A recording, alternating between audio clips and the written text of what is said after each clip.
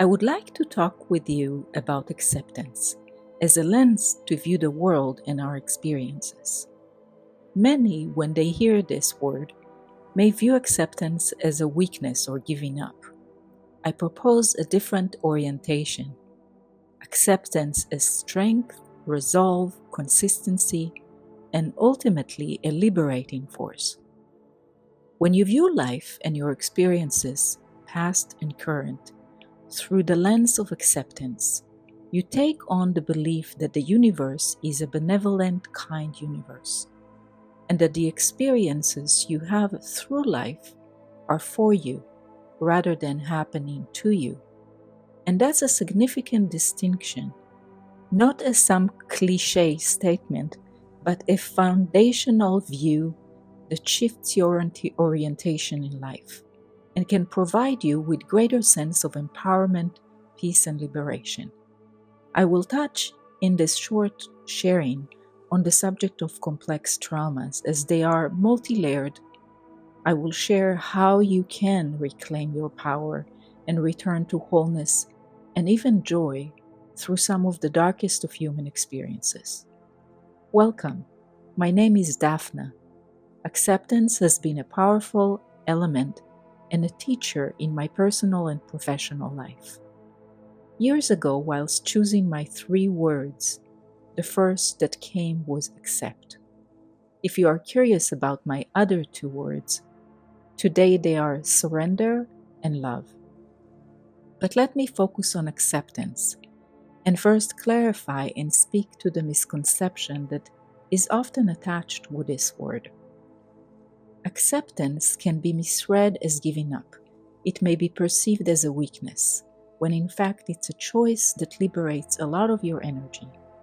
It gives you a way to put the past to rest and make peace with what you observe in life and our world that doesn't resonate with your heart nor your belief system. You see, accepting what was, what is, means that the hold of the past no longer holds you captive in your own life. It also proposes that your experiences have a purpose, good or challenging, especially the difficult events in our lives, can provide us with immense growth. Let me get into this a little deeper.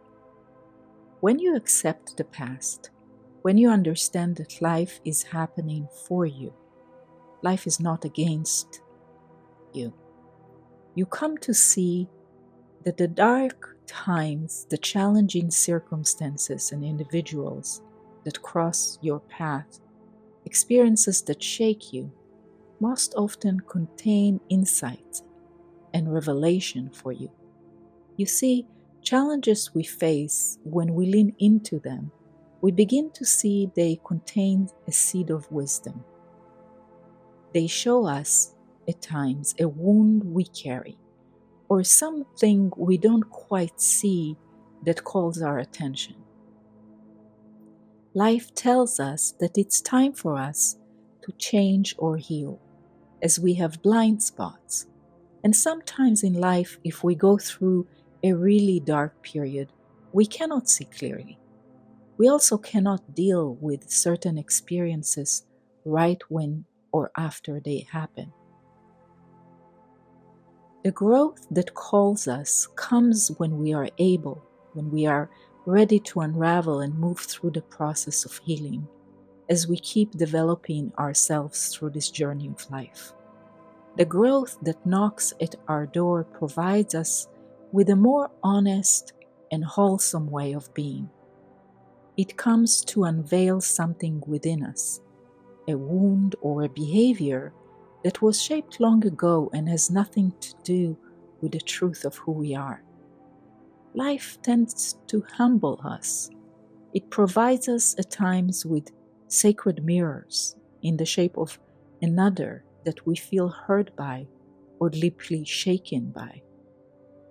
Most times, that sacred mirror exposes an inner wound that is reflected to us by an individual through pain or disappointment or a challenging event most often.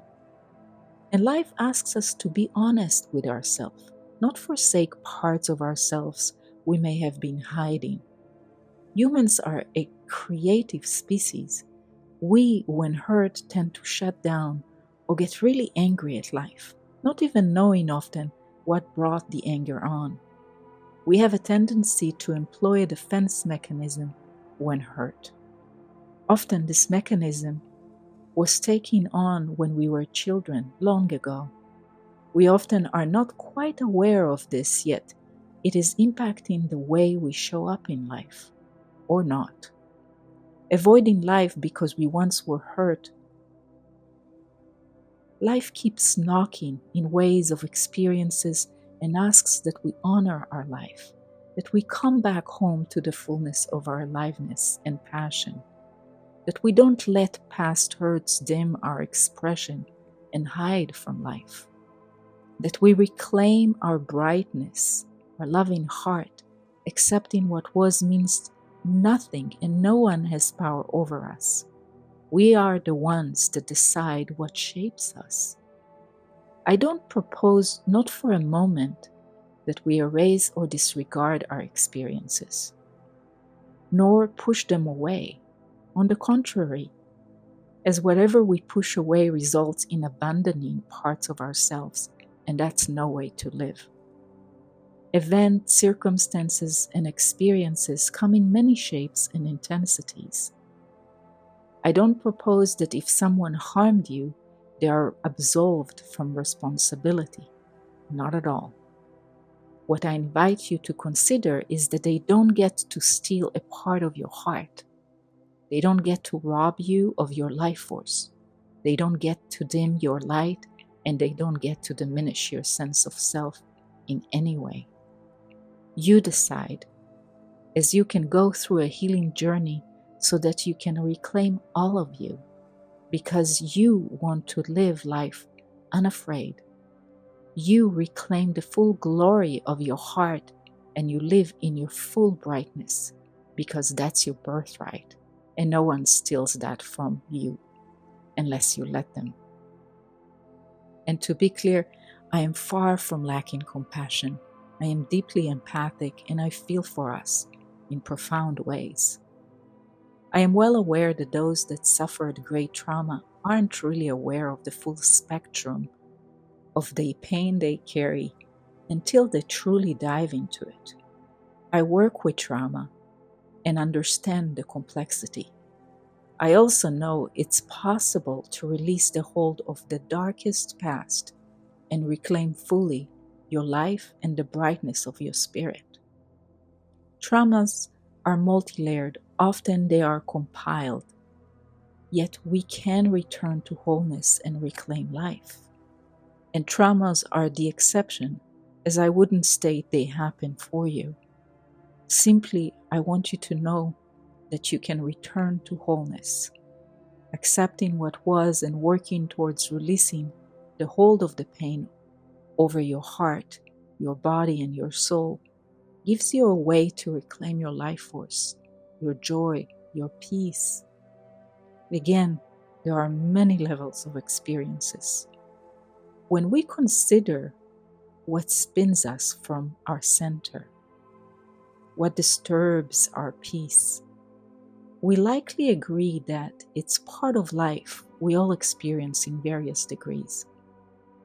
I invite us to consider that whatever shakes us from our peace is a gem of wisdom unlocked within it. When we live in that view, we can lean into that, open ourselves to reflection, and sit with the challenges so that we can gain insights that are rich and valuable for our growth. Accepting what was takes strength. It is also a way for you to reclaim your power. You define how an experience affects you and for how long. If experience you had was traumatic, it takes effort in moving through it in your own time. It's a process, and it's best traveled through with support. There is no proposition here to ignore or push anything away, but rather to move through it, to take the gem of wisdom to move through the healing and to come through to the other side, wiser and stronger in your sense of self. And from my experience, you become more compassionate and you understand the power of forgiveness and kindness, and that includes yourself, as so often we are hardest on ourselves. You claim the reins of your life and choose to liberate yourself from the hold that past hurts had over you, so that your energy and life force can come back to the presence of your life, so that you can be free of the pain or sorrow or anger or resentment and live life fully, rather through a dim shell of you that was shaken by an experience. To clarify again, all your emotions are welcomed. We don't abandon any part of ourselves. We acknowledge deeply what we experience. And for example, if we get angry, it's okay, as long as we don't live in anger for too long, as it robs our health and energy. So you rise up as the phoenix from the ashes, stronger and more whole than you've been. This is empowering for your soul. This shows you that you can choose to transmute the pain and disappointment. You can move through injury and come back home more fully back to your heart. This energizes your life and your spirit. You see, when we let the past drag into this precious moment, it steals our life. Part of our life force is not with us. It robs us from our heart's energy flow. A hurt heart cannot be fully open, and that is our center of power. A wide open heart means we are open to receive love, we are open to receive other gifts life offers. We are also open to give as well. And love is the medicine of our time. It is the fabric of the universe. In essence, love is who we are. Again, not as some cliche, but it's the center of our life force. Accepting what is provides an outlook in life that is not conventional. It means that we look at the world through a lens of non-resistance. Again, not as a giving up, not at all. It takes resolve, consistency, courage, and strength. It drops the invisible resistance to what is. It doesn't mean we agree with what's going on. It means we don't fight against it. We let our sword down, not as an act of giving up, but an act of honoring that we live to create what we love, and we don't need to waste our time and energy against what we don't care for and what requires change in our view. Let me again dive into this because it can be misunderstood easily. Not fighting against things that make no sense to us, nor we agree with but cannot change, means we don't drain our life force. It means we take our life force and direct it where we want to see life expand, not drain our energy where we want to see life changing. You see, we have a tendency as humans to focus a lot of thought and energy towards what we feel passionately against. What doesn't work, what we see must change, what is unjust, what we struggle to accept. As you listen to what I just said, I imagine it drains your energy even just hearing about this. You see, accepting the state of the world, for example, at the moment, doesn't mean we agree with it. It does mean we take a hold of our own energy and fuel the vision of the world we see in our hearts. It's sort of a quiet revolution. This way, we use our energy in the direction of our dreams, and the world we want to see is fueled by us. The way creation comes into form is through our life force. What we focus on, what we give energy to, we create. So when we give energy to all the things we want to see change in the world, we give those more fuel. That's not what we want or are even aware we do. But that is how creation works. Your energy is your currency. Your life force matters in your life and in the world. Before I close off this sharing, changing our perspective changes our experience, and it doesn't happen overnight. We can consider, reflect, and feel into what was shared here. Your body and your heart are great signaling devices that can tell you what feels good in your body and what is in resonance with your heart. Let your life force go where you want to see life grows. Let your energy, your breath move in that flow and direction. You see, you cannot do that if you don't accept what is. As there will be resistance, invisible as it may be, it will create an inner wall. So choose where your energy is best utilized. Do you want to waste it on what you no longer want to see in life? Or do you choose to draw all your energy back and direct it to what you want to see blossoming in your life and in the world? This is your power, your life force, your currency. When you choose to accept what was and let the hold of the past fall away, after you've processed, honored your feeling, and moved through the pain, you free yourself and liberate your life force so that you can come back home to your heart and bright spirit. When you choose to accept what is, you see that your life force is best utilized in the direction of all that is life-affirming to you.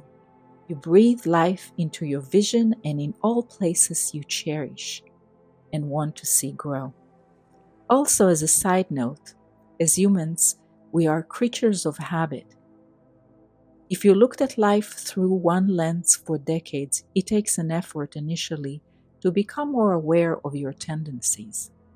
By having an intention in the direction of your choosing, you will become more aware, and you will begin to shift the orientation of your perceptual lens. It's your bright life. Your free will directs it. What do you want to see blossoming in your life? What do you want to see expand? What visions do you hold in your heart for your life, for the world, for next generation? Nurture that. You feed the garden you wish to see blooming, and you honor the gift of life. You are the master of your ship, and you are at the helm, directing life with clarity, and breathe life to the flowers of your heart. Thank you for your time and for joining me on this share. I would love to hear your reflections or thoughts in the comments.